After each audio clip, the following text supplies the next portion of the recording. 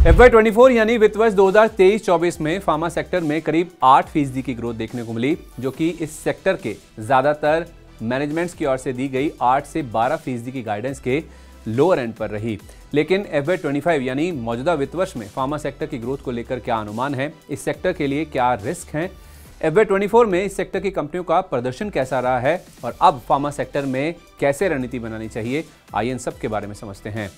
Rating agency इकरा के मुताबिक FY25 में 25 दिग्गज घरेलू फार्मा कंपनियों की रेवेन्यू ग्रोथ 8 से 10% रह सकती है। इन कंपनियों का फार्मा इंडस्ट्री के कुल रेवेन्यू में 60% योगदान है।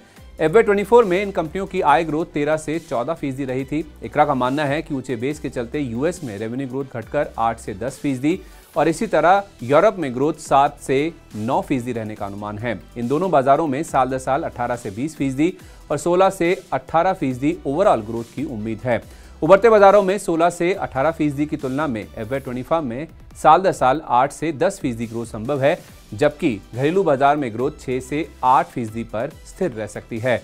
हालांकि इंडिया रेटिंग्स का मानना है कि मांग में उछाल के चलते इस वित्त वर्ष में फार्मा सेक्टर की ग्रोथ 8 से 9% रहेगी, जो कि पिछले साल से बेहतर है। इस 8 से 9% में से 4 से 5% ग्रोथ दवा कीमतों में बढ़ोतरी, पिछले साल जोड़ी गई नई फील्ड फोर्स से होने वाली अतिरिक्त बिक्री और क्रोनिक थेरेपीज में होने वाली अधिक ग्रोथ के चलते होगी।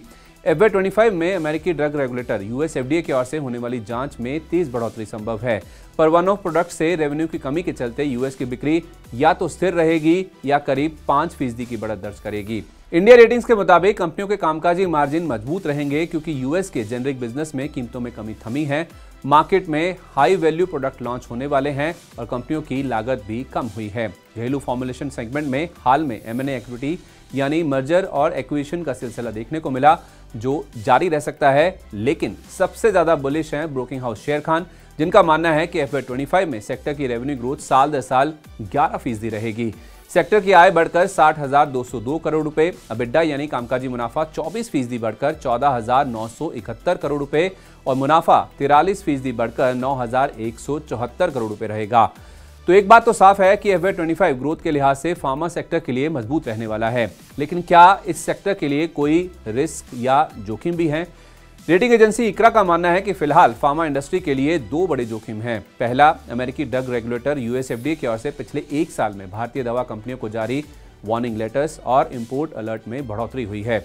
इससे कंपनियों के प्रोडक्ट लॉन्च में देरी हुई है। सप्लाई में विफलता के कारण जुर्माना, सलाहकारों को नियुक्त करने और अतिरिक्त मैनेजमेंट बैंडविड्थ का इस्तेमाल करने जैसे रेमेडियल मेजर्स पर महत्वपूर्ण लागत का बोझ पड़ा है, जिससे कंपनियों के प्रॉफिट मार्जिन पर असर पड़ता है।